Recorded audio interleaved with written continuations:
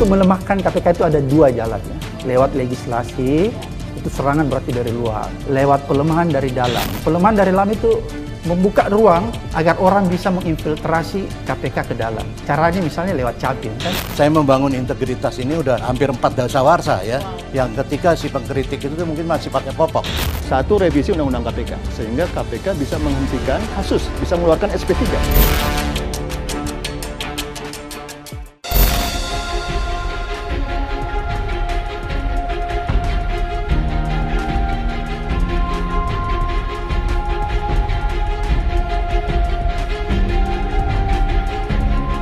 Komisi Pemberantasan Korupsi adalah instansi resmi yang terbentuk berdasarkan Undang-Undang Nomor 30 Tahun 2002. Instansi ini dibentuk untuk memberantas korupsi secara profesional, intensif, dan berkesinambungan. Sudah 16 tahun lamanya, lembaga anti rasuah ini bekerja untuk menangkap para koruptor, namun masih sangat sulit untuk menimbulkan efek jera di diri mereka. Meskipun dinding penjara menjadi taruhannya. Kini, KPK menghadapi peralihan kepemimpinan. Panitia seleksi Capim KPK pun sudah bekerja selama kurang lebih 4 bulan lamanya untuk mengecilkan dan mengerucutkan nama yang kini sudah diberikan kepada Presiden Republik Indonesia Joko Widodo dan saat ini sudah ada di depan meja anggota Dewan Terhormat. Bagaimana sebenarnya dinamika dan polemik dari proses pemilihan calon pimpinan KPK jilid kelima?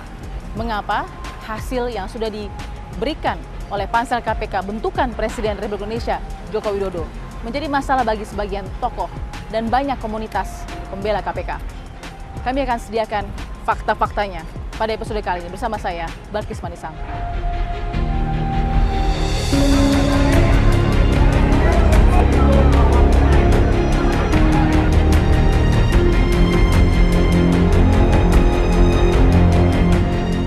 Pak Abraham. Waalaikumsalam warahmatullahi wabarakatuh. Terima kasih diterima di rumahnya. Alhamdulillah sehat. Lihat kabar Pak Abraham juga nih, sehat. Baik, alhamdulillah harus sehat. Kalau nggak sehat nggak bisa berantas korupsi. Wow, pasti sampai sekarang semangatnya ya Pak Abraham ya? Ya nggak boleh hilang lah. Nggak boleh hilang Ya. Sudah lama nggak dengar, tapi kemudian ketika kemudian Pak Abraham juga turut menjadi salah satu tokoh dari tokoh pemberantasan korupsi, tokoh KPK juga yang kemudian cukup vokal soal 10 nama calon pimpinan KPK. Yang ternyata sudah masuk ke paripurna sekarang, sudah di gedung DPR, dan di Presiden pun diterima, tidak ada revisi. Sebenarnya gini, pansel ini melempar bola panas ke Presiden ya. Kenapa saya katakan melempar bola panas? Karena capim yang dihasilkan sebenarnya cacat yuridis. Kenapa saya katakan cacat yuridis? Kalau kita lihat di Undang-Undang KPK itu sendiri, ada beberapa syarat untuk orang bisa masuk sebagai capim. Jadi yang pertama tidak ada larangan bagi siapapun untuk mendaftar sebagai capim. Ya. Jadi nggak ada larangan, siapapun bisa. Tapi ada syarat yang ditentukan oleh undang-undang. Ada puluhan syarat. Salah satu syaratnya adalah setiap calon harus mendaftarkan harta kekayaannya. Setiap calon. Tapi apa sesungguhnya yang terjadi di pansel itu tidak dijadikan syarat mutlak, syarat utama, sehingga ada beberapa calon yang bisa masuk tanpa menyetor, ya, melengkapi berkasnya dengan LHKPN. Itu berarti kan cacat yuridis karena dia tidak sesuai dengan undang-undang. Oleh karena dia cacat yuridis, maka hasilnya sebenarnya cacat yuridis. Jadi 10 capim ini menurut saya ini cacat yuridis. 10-10-nya?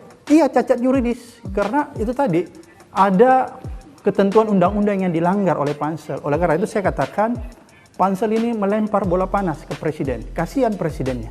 Pembelaan pansel misalnya yang sudah beredar di pernyataan-pernyataannya di media begitu ya, mengatakan bahwa LHKPN bisa kok diberikan pada saat nanti sudah masuk kepada hasil di uji fit and proper test. Oke, tapi kan ketentuan di dalam undang-undang KPK itu sendiri bahwa setiap calon yang mendaftarkan diri harus melampirkan daftar harta kekayaannya. Ini kok bisa mendaftar, lulus berkas, lulus administrasi, padahal itu nggak di-store. Itu kan berarti cacat yuridis. Harusnya kan kalau itu nggak di-store, itu dia sudah harus jatuh di pemberkasan administrasi. Tapi dia dibiarkan semua. Ini sudah agak sedikit kadung ya, begitu Pak Abraham ya? Nggak bisa mundur lagi kita ke belakang, nggak bisa withdraw lagi?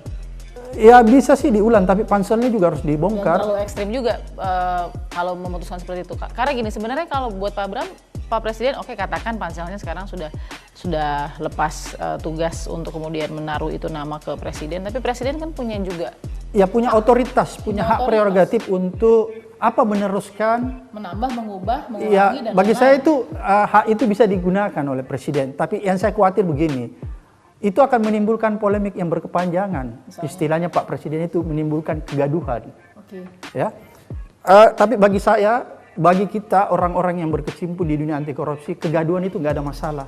Yang penting kita menghasilkan capim yang bermoral, yang bisa diharap memimpin KPK ke depan. Karena KPK ini nggak boleh disamakan dengan lembaga-lembaga pemerintah yang lain. Orang yang bergabung di KPK itu, yang pertama-tama dia harus memenuhi persyaratan itu integritas paripurna, Bilqis. Oke. Jadi dia punya integritas harus paripurna, nggak boleh bolong-bolong. Kalau mekanisme yang dipakai itu adalah mekanisme yang tidak transparan, tidak jujur, maka hasilnya dia akan menemukan orang yang biasa-biasa saja. Orang biasa-biasa saja, Bilqis, nggak boleh masuk di KPK. Bergabung aja di tempat lain. Ada nggak kemungkinan nih Pak Abraham di fit and proper testnya DPR loh kita ngomongnya ya, bisa terjadi sebuah momentum yang oke, ternyata kita harus membenahi ini, kita nggak puas dengan fit and proper test yang ada. Masih ada harapan nggak di situ? Saya kelihatannya agak sanksi ya, Bilqis. Kenapa sanksi? Melihat tabiat teman-teman DPR yang suka bersiasat. Kenapa saya katakan suka bersiasat? Lihat aja nih, revisi undang-undang KPK. Itu kan siasat, tiba-tiba senyap, tiba-tiba muncul. Kan aneh. Apa catatan Pak Abraham, kok bisa RUU ini bersamaan juga dengan proses capim? Ingin membuat KPK mati suri. Sebenarnya untuk melemahkan KPK itu ada dua jalan ya. Lewat legislasi, itu serangan berarti dari luar. Lewat pelemahan dari dalam. Pelemahan dari dalam itu membuka ruang agar orang bisa menginfiltrasi KPK ke dalam. Caranya misalnya lewat capim kan. Dibukalah ruang yang sedemikian rupa sehingga orang-orang bermasalah bisa masuk. Upaya pelemahan KPK terus berlangsung sampai saat ini. Pertama, meloloskan capim bermasalah dengan hasil seleksi yang cacat yuridis. Kemudian yang kedua, kita dikejutkan lagi nih dengan revisi undang-undang KPK yang betul-betul senyap. Ya, siasat. Apa yang paling dikhawatirkan dari RUU KPK? Poin apa Pak Abraham? Ada 6 sih kalau catatan saya, banyak sekali masalah penyadapan, dewan pengawas dan lain-lain sebagainya. Terus pegawai KPK mau disamakan dengan ASN. Jadi pegawai KPK itu katanya harus aparatur sipil negara. Kalau itu terjadi berarti sifat independen KPK itu menjadi sirna, hilang. Padahal kalau kita berkaca di lembaga-lembaga anti korupsi yang ada di dunia, tidak ada satupun lembaga anti korupsi yang ada di dunia itu sifatnya eksekutif di bawah pemerintah. Semua independen. Kalau dia sama aja dengan penegak hukum lain seperti polisi, jaksa, ya buat apa buat KPK habis-habisin duit. Kritik juga Pak Abraham kepada KPK, OTT tidak serta-merta guaranteed akan membuat efek jerak terhadap pelaku. Kita contoh kasus Bupati Kudus yang sudah divonis terus korupsi lagi. Sebenarnya penindakan itu bagian dari pencegahan karena menimbulkan deteran efek. Coba Anda bayangkan, Bilqis, kalau nggak ada penindakan, lebih parah lagi. Kan jangan dibalik dong logikanya bahwa jangan dibalik dong bahwa ada orang udah ditangkap terus berbuat lagi. Coba kalau logika Anda tempatkan bahwa seandainya nggak ada penindakan, nggak ada pencegahan, bagaimana korupsi Indonesia? Kan semakin besar, orang semakin merajalela karena nggak ada ketakutan. Begini aja orang masih nggak takut korupsi, apalagi tidak ada penindakan, orang semakin nggak takut. Logikanya kan harus dibangun begitu. Karena kalau ini terus berlangsung, negeri ini tidak akan bisa membangun, Bilqis. Kita akan temukan fakta berikutnya.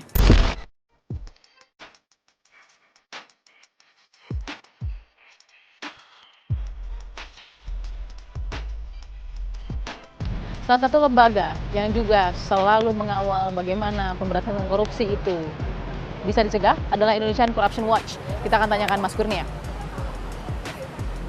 Halo Mas, apa kabar? Iya. Kita mau tahu juga, Mas Kurnia beberapa pekan ini sudah terus ikut juga bikin pernyataan ya.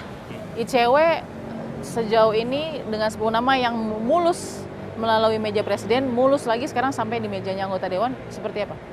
Iya, kita menilai memang dari proses seleksi pimpinan KPK banyak persoalan yang harus disorot. Oke. Dari mulai komposisi pansel dan juga dari berbagai pernyataan dan juga tindakan pansel yang kita pandang justru kontraproduktif dengan semangat pemberantasan korupsi. Selain dari itu sebenarnya yang harus menjadi fokus kita adalah 10 nama yang dikirim oleh Presiden ke DPR, Oke. masih terdapat nama-nama yang kita pandang diduga pernah melanggar kode etik ketika dulu bekerja di KPK. Selain dari itu, isu integritas menjadi poin yang utama Ya. karena banyak figur yang berasal dari penyelenggara negara ataupun penegak hukum tidak patuh dalam melaporkan LHKPN. Sehingga di sini kita pandang bahwa 10 nama yang dikirimkan ke dari Presiden ke DPR justru kita pandang ke depan akan membuat suram pemberantasan korupsi. Pansel katakan bahwa loh itu bisa dikirimkan nanti kok setelah masuk fit and proper test, mereka bisa kemudian mengirimkan LHKPN. Terima nggak alasan itu? Kita pandang pasal 29 huruf K Undang-Undang KPK sudah secara jelas menyebutkan bahwa ketika seseorang ingin diangkat menjadi pimpinan KPK, maka yang bersangkutan harus melaporkan harta kekayaan sesuai dengan peraturan perundang-undangan. Ya. Sementara dalam Undang-Undang 28 tahun 99 dan peraturan internal KPK tahun 2016 mewajibkan seorang penyelenggara negara ataupun penegak hukum patuh dalam melaporkan LHKPN. Sehingga justru menjadi pertanyaan, baik itu untuk pansel ataupun presiden, kenapa figur-figur yang tidak berintegritas seperti ini harus tetap diloloskan pada proses seleksi pimpinan KPK. Oke, ada question mark besar di situ ya. Jadi bukan hanya orang per orangnya, tapi mekanismenya Iya, benar. juga ditanyakan Iya. oleh ICW. Nah, ini ada beberapa manuver loh dari calon pimpinan yang ingin menghilangkan kekuatan untuk bisa menyidik Polri dan juga Kejaksaan Agung. Ya, kalau kita pandang misalnya spesifik soal revisi Undang-Undang KPK ataupun statement yang menyebutkan bahwa KPK tidak berwenang lagi menyidik di penegak hukum, kita pandang itu logika yang sesat. Kenapa? Karena pada dasarnya kehadiran KPK ingin membersihkan institusi-institusi negara, tak terkecuali soal lembaga penegak hukum. Ya. Karena tadi saya sudah sebutkan original intens pembentukan KPK karena lembaga penegak hukum kepolisian dan kejaksaan tidak perform dengan baik. Kalau spesifik soal penyidik independen, sudah ada putusan Mahkamah Konstitusi tahun 2016 yang memperbolehkan KPK mengangkat penyidik independen. Mengacu kepada ICAC Hong Kong, lembaga anti korupsi Hong Kong, dan CPIB, lembaga anti korupsi Singapura yang sebenarnya ingin membersihkan atau mungkin mengatakan penyidik-penyidik dari lembaga penegak hukum lain di dalam tubuhnya. Jadi pada dasarnya penyidik independen kan hadir untuk menepis isu loyalitas ganda nanti ketika dia bekerja di lembaga anti korupsi. Terima kasih Mas Kurnia. Sama-sama, Mbak. Kita akan temukan fakta berikutnya.